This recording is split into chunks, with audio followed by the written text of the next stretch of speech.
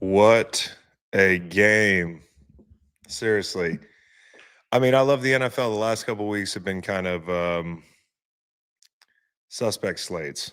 And then today, it was a lot of fun. I thought even the games that weren't supposed to be that entertaining were entertaining in the 1 p.m. slate. Like Minnesota, Detroit. For the longest time, Dan Campbell has just absolutely owned that matchup. They find a way. Minnesota does to win that game. You've got the Bears who I thought it was free money was the way I put it. Like they're covering, they're winning this football game. Caleb's going to have time. They're going to run the ball for 200 yards. And boy, was I fucking right. And it damn near went up in flames. Could not believe it. I mean, how about the Bears giving up a kickoff return on the road to start a football game against a desperate Bengals team? It's easy to look at the Bengals and say, hey, the Bengals don't want to be there, yada, yada, yada. Trey Hendrickson's down. They're going to be selling parts, and they might be after that game. But you could see watching Jamar Chase walk in the locker room, hearing Chase Brown after the game, those guys don't want to go home. They haven't wanted to go home all year. The aspirations of that team were high before Joe Burrow got hurt. And I'll be damned if Joe Burrow, probably isn't the thing that actually sinks them. It's this defense. It's the same old story. But Joe Flacco being able to kind of put up the points he's put up since he's been in the building, it's absolutely insane. I guess we'll start there with the Bears game. I turned the game off and circled it on my big board. I have like a whiteboard here where I put all my bets. And I circled it and did the check mark thing. And I know what you're going to say, like, don't jinx it, that whole thing. Like, there's no such thing as a fucking jinx. If there was, I'd have gotten good at it a long time ago. But I turned the game off, and we are watching. And I lost my ass a little bit on the Texans loss. The Broncos win. I thought Texans would win that game, and boy, did I feel like I was fucking right again. If thick neck Davis Mills wasn't in the game for them, I think they actually find a way to get in the end zone. So I'm already kind of like a little pissed off, and I'm like, yeah, at least the Bears bet was just smooth sailing. And somebody from the other side of the room was like, yo, the Bengals have the ball and they're down 6 points, which if you have Bears minus 2.5, doesn't matter if they kick a field goal and win the game. The only chance was Colson Loveland. So thank you so much, Colson Loveland. Monungai is a beast, dude. And yeah, you're playing the Bengals, but the offensive line, the surge all game long. And again, one more time, giving up a kick return on the road. Like, what are the chances of winning that game, giving up an opening kickoff return for a touchdown? The Bears finding a way, like, great script. Their scripts are scary as shit. I mean, you never know what you're going to get with a Ben Johnson script. I mean, he's out there trying to prove something, man. They are throwing double passes and the whole thing. So big win for the Bears. Certainly ugly as fuck. And I tweeted earlier that, like, I hate the Bears, and then I had a bunch of Bears fans on my ass, like, you're going to cry about it. And I'm like, no, actually, I'm very happy. Your team I'm never going to bet them again because that was insane the way that game went. So the 1 p.m.s, I mentioned Detroit and Minnesota.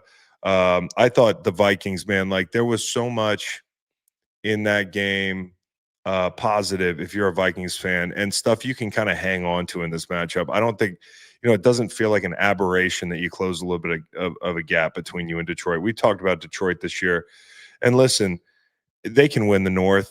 They're a contending football team. They have a lot of guys down in the secondary, but I thought Tampa Bay didn't take advantage of some of those matchups in the secondary. Guys playing tight man coverage. Baker just missed a lot. Fast forward to this game, McCarthy wasn't great, but he hit a lot of outs, and boy, was he a gamer. He extended some plays. He was tough, and they found a way to win. I think the biggest story of the game for me, though, is the job that Brian Flores' defense did against the Detroit Lions. I mean, they were fantastic. I watched the game without the numbers. I just peeked at the numbers a second ago. 2.8 yards per carry for the Lions. That's crazy. That's what they hang their hat on. And when you talk about, like, trying to work a revamped interior three, it didn't stop there. I thought the interior three did a poor job picking up blitzes, and that was obviously, and through a lot of the game, it felt like because there were 30 pressures in this game. I mean, Jared Goff was pressured 30 times in this football game. There were times where I thought, damn, is it just like, is Flores bringing 8 guys every play? No, he was actually blitzing a little bit more sparingly early in the game. Sim pressures mixed in, which obviously can look like a blitz and confuse a quarterback. But also a lot of A gap blitzes, some cross dog kind of blitzes where you end up with people in the middle attacking those A gaps. And Jahmyr Gibbs, 7 pressures he gave up today. I don't know if this is a typo, but I just read that on NFL.com. And boy, did it look like it. They attacked the A gap. They attacked Glasgow. Again, it starts with the run game, shutting down the run, timely blitzes, early down blitzes, putting Detroit behind the sticks. Detroit lived in 3rd and long, and they didn't convert a lot either. So should Detroit be concerned? Like, sure, I think Detroit should be a little bit concerned. Like, are they a bad football team? Hell no. They're a fucking really good football team. But I do think Minnesota gained some ground on them schematically. Morton's done a good job there and everything. I think he's stabilized, righted the ship and everything, but they have not converted, or at least at the point when David Montgomery fumbled that football, when he got hawked by Cashman in that game, they were about to convert their first 3rd and 10 plus on the season. So something is a little bit different in Detroit, and part of it is the protection. The success that they've enjoyed, they enjoyed it, so much of it on the heels of such a great group. Everybody's in their prime. Decker's getting up there in age a little bit. I think he left the game at one point today, but Mahogany left on a cart. Like, yeah, I have concerns if I'm Detroit. Like, there's some injuries. The injury bug is kind of hitting where we can't afford it if I'm Detroit. So big for JJ McCarthy, 2 road divisional wins in 3 of his first starts. Just gutsy stuff and getting that monkey off their back. It just felt like Detroit kind of owned them. So, what's funny about that game is, and I said this earlier, Minnesota is what now? 500? 4-4, 500. And people are going to, myself included, going to talk about that game like up and down tomorrow because of who they beat, right? But there's a team with an above 500 record who also beat a really good NFC North team today. The team that's actually was in first place when I woke up this morning in the NFC North, and that's the Green Bay Packers. And the Carolina Panthers, man, with Bryce Young, just a gutsy win. You remember a couple years ago, I talked about this on the show. It wasn't the offensive output that they had in that game a couple years ago go against the Joe Barry outfit, but Bryce finds a way to beat the Packers, and he played pretty well a couple years ago in that ball game. Something about playing the Packers, man. The Panthers have played up in those spots, and I just a big road win. And more than anything, it's like, and I want to go back and watch the game because I just have one eye on it. I can't watch them all, but like, oh my God, dude. Packers, can you act like a blue chip team consistently? That's my concern about the Packers. I still think they're going to win the North. I still think they're the best team in the North when they play like it. But if they play like the way they're playing, and I made this point about the Eagles and their consistency earlier this year, although a lot of people were breathing through their mouths when I made the point. To win a Super Bowl, you have to win 4 games in a row. And it just, like the consistency needed to do that you can't take a half off. You can't have a down day. And of course, when I said that this year, earlier, the Eagles had won 4 games in a row, and people are like, what the fuck are you talking about? Must be the CTE. I got a lot of that. But the point remains that to win a Super Bowl, you have to be a consistent team. And 2 of the best teams in the NFC, the Packers, and to a degree, the Eagles as well, to me, just not consistent enough. I can explain Detroit's issues. I can, because of injuries and because of certain deficiencies that I picked up personnel-wise before the season started. With the Packers, sometimes I can't explain it. And with the Eagles, sometimes I can't explain it. Eagles fans are like, what the fuck? We didn't even play today. I'm just saying. So the other one was a big AFC matchup in the 1 p.m. Colts, Steelers. Listen, we said this. Steelers have been living off turnovers. You have a month basically where they don't turn the ball over at all, and today they come up with 6 of them. Just unbelievable. I thought the pass rushers did a great job on early downs of getting a jump, reading pass. Indy came out throwing on first down. When the game script got out of control, they continued to throw on early downs, and those guys kind of turned early downs into third downs. You saw Highsmith late in the game taking the ball off Daniel Jones. You saw TJ Watt on a first down taking the ball off Daniel Jones. In a game where early on they're down, and you see when Indy gets up 2 scores on the team, it really is like a game script deal where, and that's what we said, on the road, they want to come out. If they win the toss, they're going to elect to receive and try to go down and score and whatnot. Because when they play from ahead, they are really tough to deal with. Pittsburgh did a great job of just not letting them get out that far ahead, even though they tried their best, like down on the goal line, throwing a fucking slant to Washington.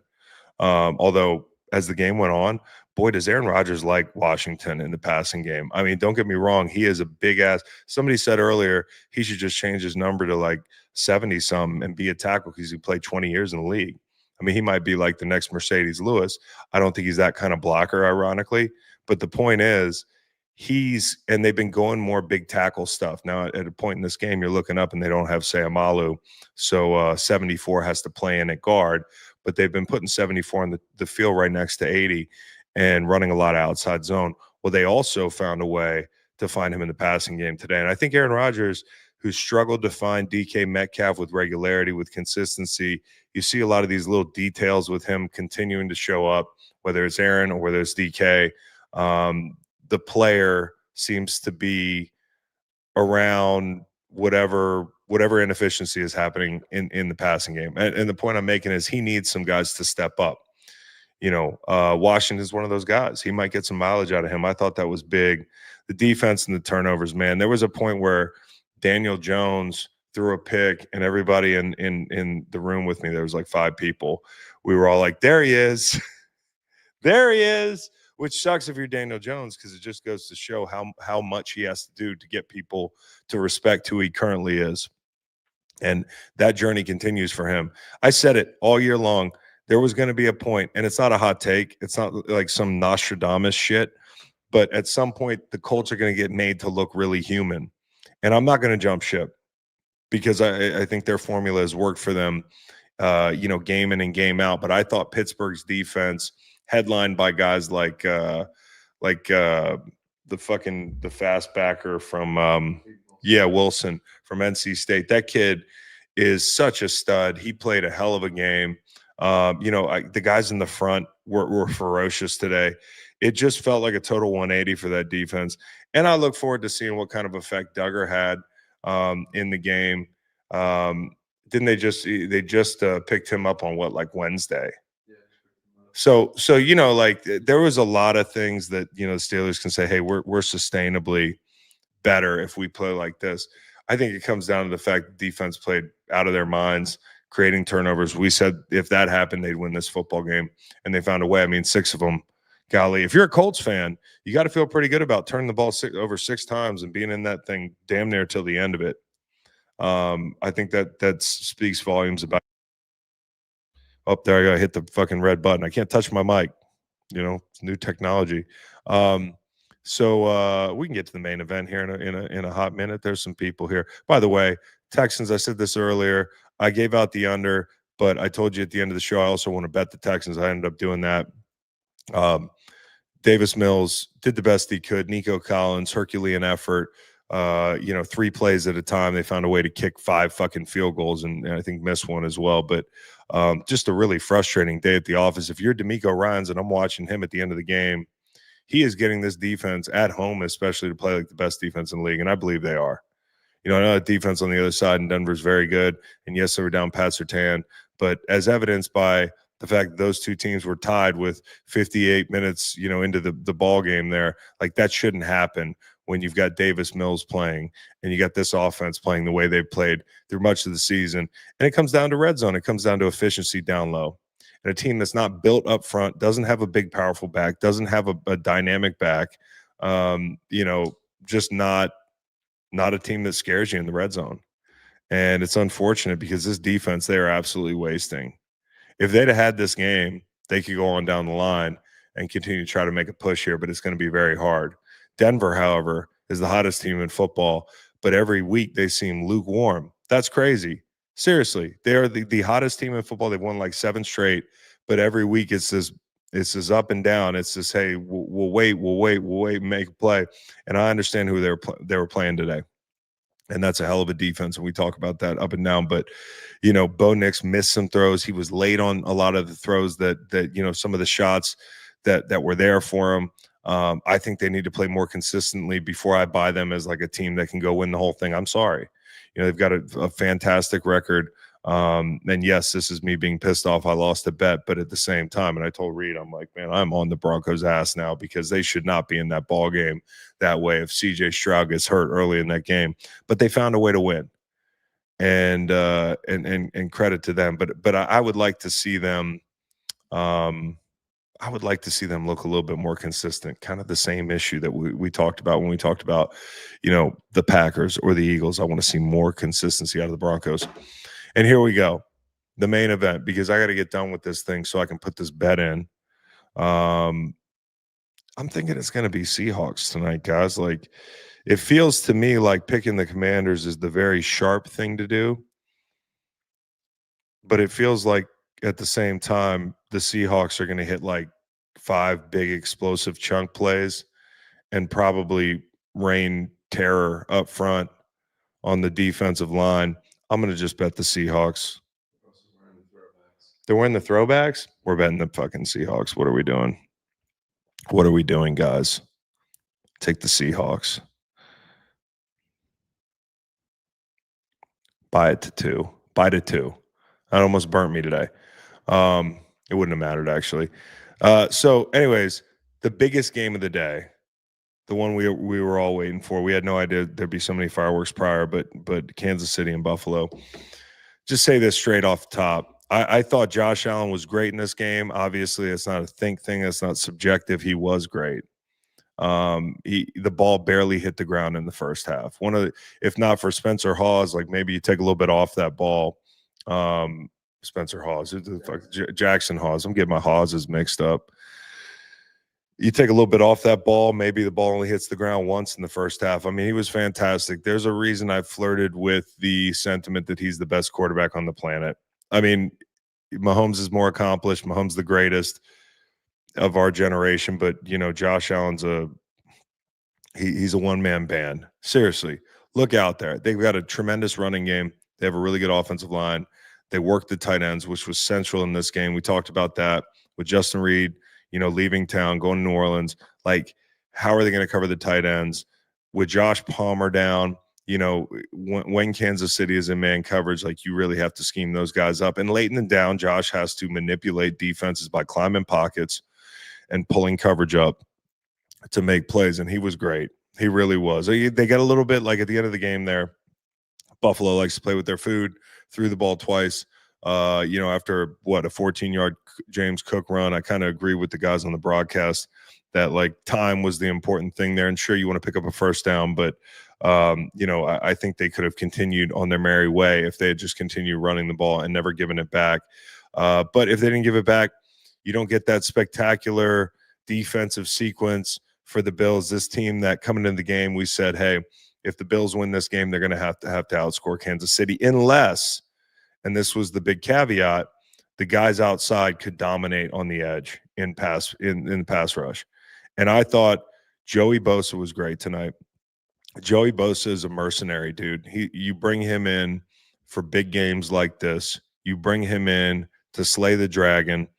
I know it's just the regular season, but this was a huge win because Mahomes looked unsettled. Now, Kansas City has a tackle issue. I'm not going to do the whole thing every time I mention Josh Simmons and say, hey, we don't know what it is, and it's his. Of course, I don't need to know what it is, but whatever it is, it doesn't look good when he's not in the football game for them. And then when they lose another tackle late in the game, and they got Wanye Morris in the game, it's an issue. And there was a big hold that last possession, one of those last possessions on a 2nd and short, I think it was. But the offensive line issues are showing up. They look unsettled. And Mahomes is having to make a lot of plays in dirty pockets. When you saw them, when they looked really scary, when they had Josh Simmons on the field, and they started to get guys back, the pockets were really clean. These pockets are a little messy. And certainly there are quarterbacks and teams that are working around offensive line issues in the NFL. Tough shit, right? But I thought the Bills defense was the whole story. I thought the Bills defense was the whole story. The way these guys played, I always say this: McDermott gets little guys to play big. Well, Bishop's not that small, but he played really big tonight. Cole Bishop, kind of out of nowhere. If you were to ask a Bills fan, like, what's the biggest problem with our defense? You say, hey, safety's up there. But he made some remarkable plays on the ball tonight. Number one, took that ball off of Travis Kelce in the end zone and kind of made him pay the tax. But he made 2 plays on 3rd and 4th down consecutively in the first half that were remarkable at the sticks. Made a top down play on Hollywood Brown. Just making plays all night long. And Maxwell Hairston showing up. I love 2 reps in particular for him. I think the one rep, which was just an incompletion, was him. I like this better than the pick, was him running stride for stride with Worthy. Worthy, he's a 4-2 guy. And Hairston, who showed up a little bit over the last 2 games, kind of getting worked back in, he can swing the whole defense. Now, I don't know if Cole Bishop's going to play that way every week, but if you have Benford outside, him outside, and they didn't have Taron Johnson tonight, I feel a lot better about this defense than I did 3 days ago, than I did when I woke up this morning. I thought Bosa was great. I thought Rousseau was great. Epinesa tattooed Mahomes on the sideline. Holy shit. After that hit, if it's true that they're trying to protect this guy, Epinesa, they'd have taken him to county jail for that hit. That was fucking awesome. That was incredible. And Hoyt, man, I've always been a fan of Hoyt's. Rams D lineman, got to watch him play. People always speak so highly of him. He showed up last week in the Carolina game, took care of business there.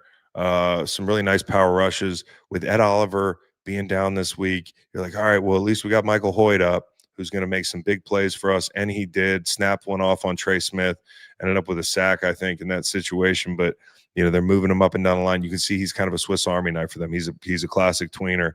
But for him to go down in that game with the non-contact injury, I just feel so terrible for the dude. It seemed like he was going to be a part of a really fun ride and be a big reason why, right? Like, if they go on a run, like, that guy can help, and that's crushing for that to happen to him. So thinking about Michael Hoyt, man, like, good football player, and that's such a bummer if that is his Achilles, which it sounds like it is. Didn't want to go back in the locker room, wanted to sit out on the field with the guys. Didn't want the cart, hobbled off the field, man. This defense played inspired tonight. Can they play like that more often? Can they play that like that in the playoffs, which is the thing that they don't do when they play this team? And you talk about game plans. I think Andy Reid's got some work to do, which is kind of a scary challenge to lay at the feet of Andy Reid. But, like, they had 20 minutes at the half, and Kansas City comes out and goes 3 and out. Like, pretty impressed with what Sean McDermott did tonight. I'm pretty impressed with the way those guys played. They played like their hair was on fire, for real. That was awesome. And you get the head-to-head in the case that Kansas City makes a run, and you got to play in the postseason, home field advantage and whatnot. And that's also big because New England survived by the skin of their teeth today.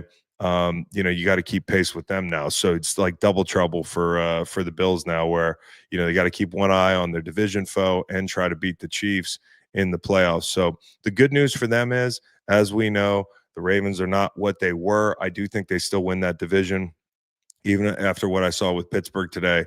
I'm not going to jump out of the gym on that. But I think in the AFC, like, truly the teams that you have to beat are the Colts, the Chiefs, and the Bills, in no particular order. I know I'm forgetting probably a team or two, but let me see. Am I? Not really. It's not as deep as the NFC. And I think if the Bills play the Colts, I think the Bills work that defense. So that's the matchup right there that's killed you for years. And, I feel better after that regular season win than I did after the other ones, because, in part, I just feel like last year they get to that game and the Elam thing, the fucking Benford injury was just so killer. They were down to, if they can stay healthier, that's a big if, they can hang with that team. Now, I don't know what the next Andy Reid game plan looks like, but I thought it was just Chiefs have an offensive tackle issue. That's the thing they got to fix. And defensively, they're going to have a Josh Allen problem. I think no matter when they play him. In the middle of the field, that's what he owns.